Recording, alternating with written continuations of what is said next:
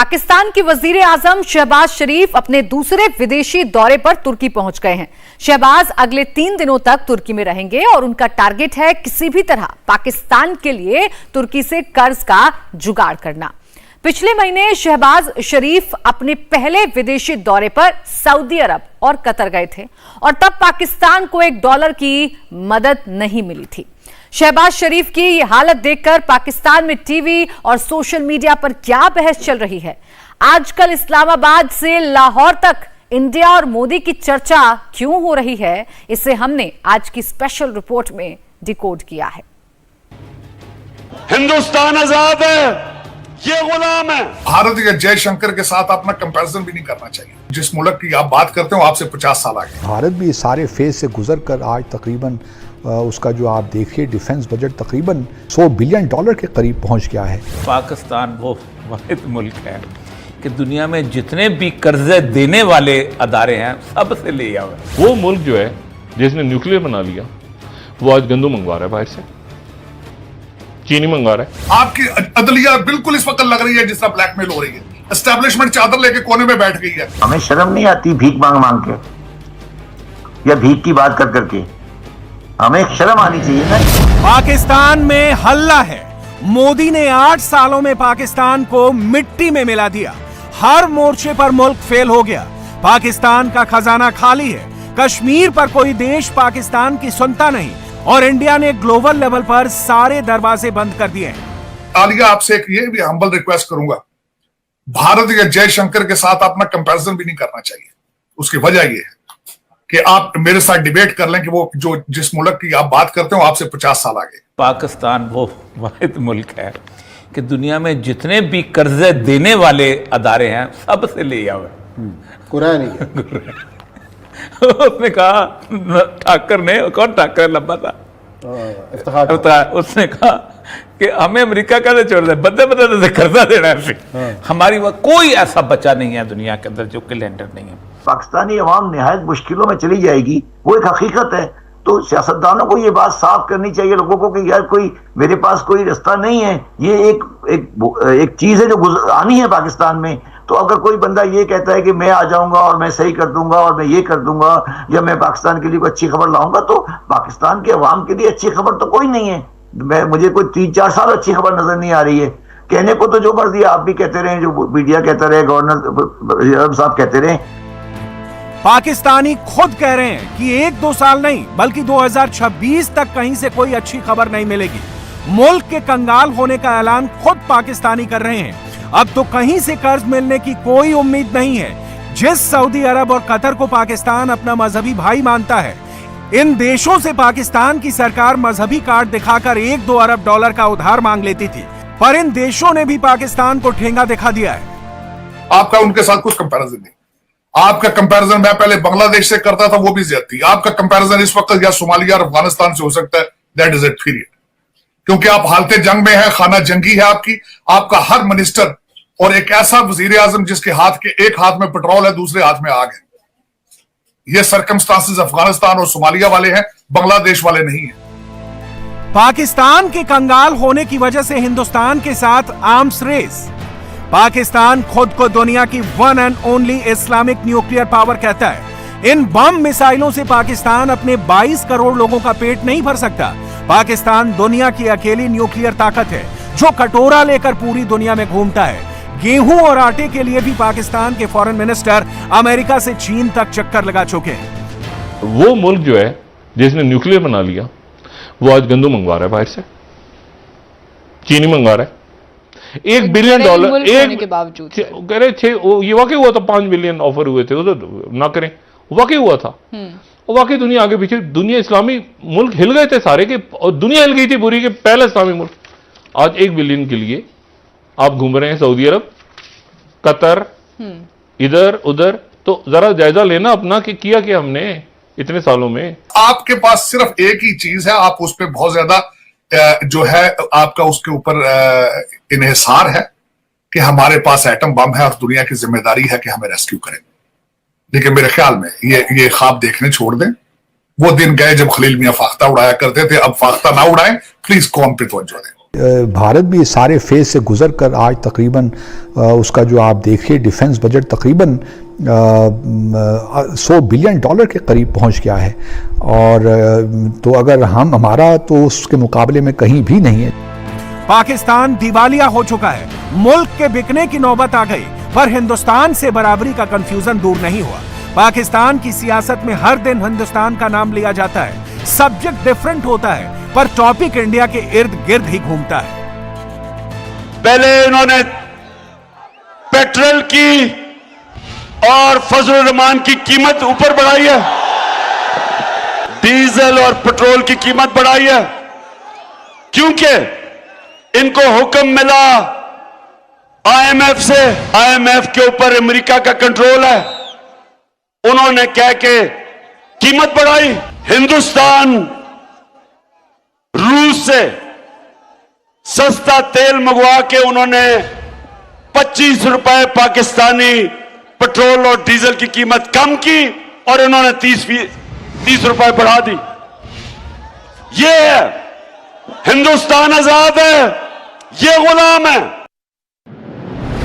इमरान खान जिस मुल्क को गुलाम कह रहे हैं वो पिछले 75 सालों से सिर्फ कहने के लिए आजाद है। इतने सालों में पाकिस्तान कभी अमेरिका का पिछलग्गू बना तो कभी चीन का। आजकल गुलाम पाकिस्तान के बुरे दिन चल रहे हैं, इसलिए पाकिस्तान के वजीर आजम नए मालिक की तलाश में विदेश जा रहे हैं, और शाहबाज की दूसरी फॉरेन विजिट का भी एजेंडा वही है जो पहली विजिट का था, यानी उधार। वज़ीर आज़म शहबाज शरीफ 31 मई को तुर्की का दौरा करेंगे। आला सतह वफ्द भी वज़ीर आज़म के हमराह होगा। पाकिस्तान और तुर्की के दरमियान आला सतह स्ट्रेटेजिक ताल्लुकात पर बातचीत होगी। तिजारत, सरमायाकारी समेत मुख्तलिफ उमूर पर भी तबादला ख्याल किया जाएगा। वज़ीर आज़म शहबाज शरीफ कल 3 रोज़ा दौरे पर तुर्की रवाना होंगे। वज़ीर आज़म शहबाज शरीफ के साथ आला सतह का वफ्द भी तुर्की जाएगा। वज़ीर आज़म शहबाज शरीफ तुर्क सदर की दावत पर दौरा कर रहे हैं। दौरे में 2 तरफा अमूर, तिजारत और सरमायाकारी पर बातचीत होगी। शहबाज शरीफ का विदेशी दौरा पाकिस्तान के हर चैनल की हेडलाइन है। तुर्की दौरे की खबर सुनकर पाकिस्तान में जश्न का माहौल है। सबको यकीन है कि वजीर आजम तुर्की से पैसा लेकर जरूर आएंगे। ऐसी विजिट को लेकर पाकिस्तान का विजन एकदम क्लियर है। अगर शहबाज पैसा लाए तो फॉरेन विजिट सक्सेसफुल, और ना लेकर आए तो शहबाज का विदेशी दौरा फेल। भीख मांगने में पाकिस्तान अब एक्सपर्ट बन चुका है। रिलीफ पैकेज मुख्तलिफ जगहों से मिल रहे हैं, इससे क्या इम्पैक्ट आएगा? यार मेरी बात सुनो, तुम लोगों को हमें शर्म नहीं आती भीख मांग मांग के, या भीख की बात कर करके? हमें शर्म आनी चाहिए ना कि हम भीख की बात करें कि सपोर्ट मिल जाएगी। हमें ये कहना चाहिए हमें सपोर्ट नहीं चाहिए। हम कोई ये नहीं कह रहा कि यार हमें सपोर्ट नहीं चाहिए, हम खुद करेंगे।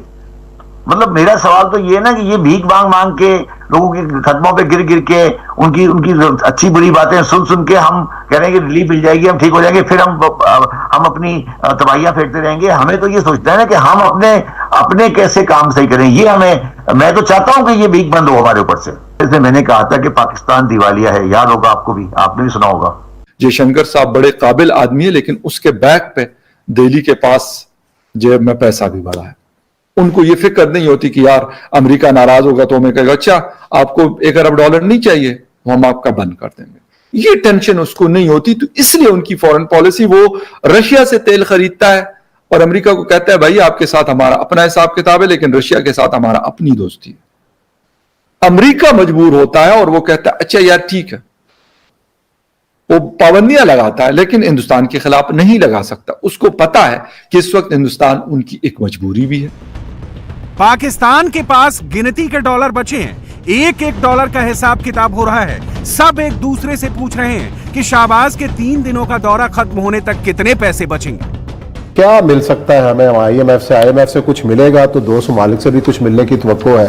देखिए जी, मैं आपको करंट सिचुएशन बताता हूँ। पाकिस्तान को अपने फाइनेंशियल क्राइसिस से निकलने के लिए, आपको कर्जे की किस्त देने के लिए, आपको फौज की बाकी चीज़ें देने के लिए, आपको गंदम खरीदने के लिए, आपको तेल खरीदने के लिए $15.5 अरब चाहिए इस वक्त। 15.5 अरब डॉलर।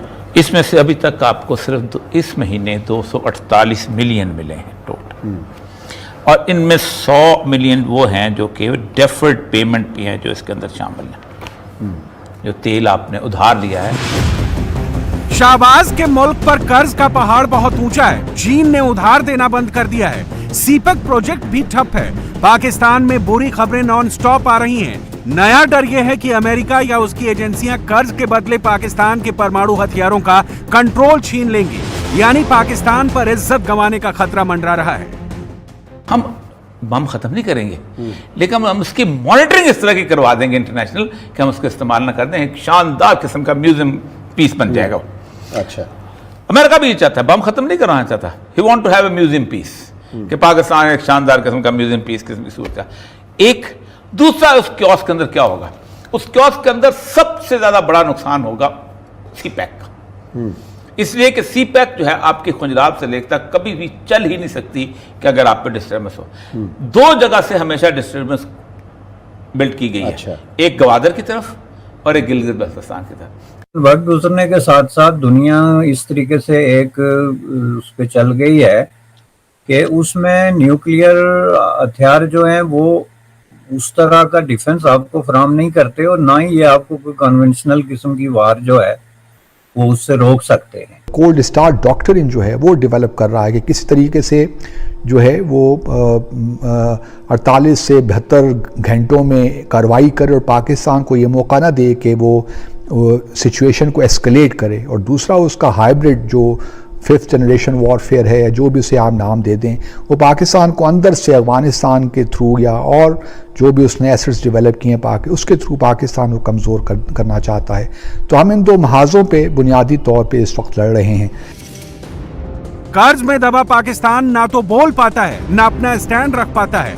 हालात ऐसे हैं कि शहबाज शरीफ को किसी से मदद नहीं मिल रही है। अब तो खुद पाकिस्तानी मान रहे हैं कि कश्मीर का मुद्दा उनके हाथों से निकल गया और अफगानिस्तान ने भी इंडिया में लीड ले ली है। कि पाकिस्तान बार बार कहता रहे लेकिन इंडिया बात नहीं सुन रहा। अब सर देखिए ना कि अगर आप इंडियन से बात करें, वो कहते हैं जी पाकिस्तान जो है उसने हमसे सींग फंसा लिए हैं जी, आप 5 अगस्त 2019 के इशू के ऊपर। तो यहाँ से फिर कैसे आगे जाना है? इंडिया को कैसे कन्विंस करना है? इंडिया तो ऑलरेडी वो जिन्हें पंजाबी कहते हैं ना वादे घोड़े चढ़े हैं, वो कहते हैं हम क्यों बात करें आपसे, हमें तो जरूरत ही नहीं है आपसे बात करने की।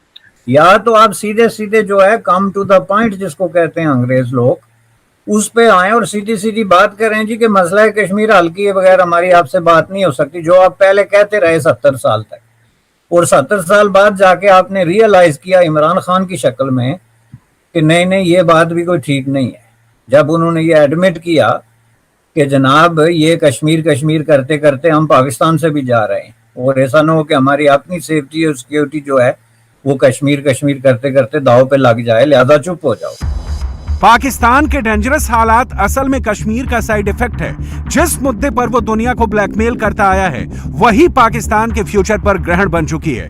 इकोनॉमी से लेकर ग्लोबल पावर तक हर मोर्चे पर पाकिस्तान निचले पायदान पर है। पाकिस्तान के लिए आगे हालात अच्छे नहीं है, बुरे हैं, और पाकिस्तानी कौम को इस पे तैयार रहना चाहिए। अगर कौम तैयार होगी जब भी चेंज करेगी ना। तो पाकिस्तान में अब कुछ हो रहा है, ये एक दिन में नहीं हुआ है जी। ये हमारे 35-40 साल गुनाहों का खमियाजा है, और ये खमियाजा हमारी आइंदा आने वाली नस्लें भुगतेंगी। हमने इन 30-35 साल में अपनी औकात से बढ़कर चादर से बढ़कर पांव फैलाए हैं। तो वो जो चादर से बढ़कर पांव फैलाए हैं, अब वो जो कर्ज आपने लिए थे उस कर्ज का अदा करना बनता है। जो हमारी गवर्नमेंट्स हैं वो उनकी जो कैपेबिलिटी नजर आ रही है मुझे, मैंने जो गवर्नमेंट कैपेबिलिटी करीब से देखा है, उनके बस का काम नहीं है। पाकिस्तान के खौफ का नाम है मोदी का हिंदुस्तान। 75 सालों में पाकिस्तान जितनी बार हिंदुस्तान से टकराया उसका खुद का नुकसान हुआ, और अगली गलती करते ही पाकिस्तान मटिया मेट हो जाएगा। इंडिया टीवी हर वक्त हर जगह डाउनलोड करने के लिए सर्च करें India TV news Google play store या ऐप स्टोर पर।